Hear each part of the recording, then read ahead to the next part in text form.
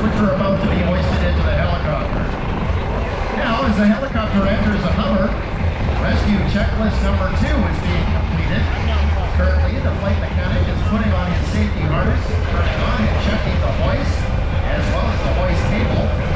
He's opening the hatch and informing the pilot he's ready to begin hoisting. The pilot at the controls calls for team feedback in formulating the hoisting altitude, the rescue device to be used, and order of evolution.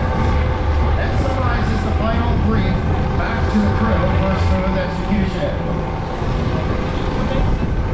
Now folks, don't be alarmed. That is our rescue dummy.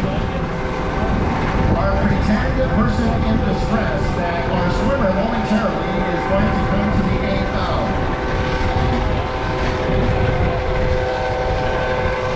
Now folks, the next evolution you'll see is a free fall deployment of the rescue swimmer. This type of evolution is usually used for instances where a person in the water is alone and in need of immediate assistance. Here the rescue swimmer will jump from the helicopter at an altitude of 10 to 15 feet above the water and then will swim to the survivor. Once the swimmer has prepared the survivor for pickup, he will give a signal for the aircraft to move in. Though the pilots are doing the actual flying during an evolution like this, the hoist operator is directing the pilot to maneuver the aircraft until the survivor is safely inside.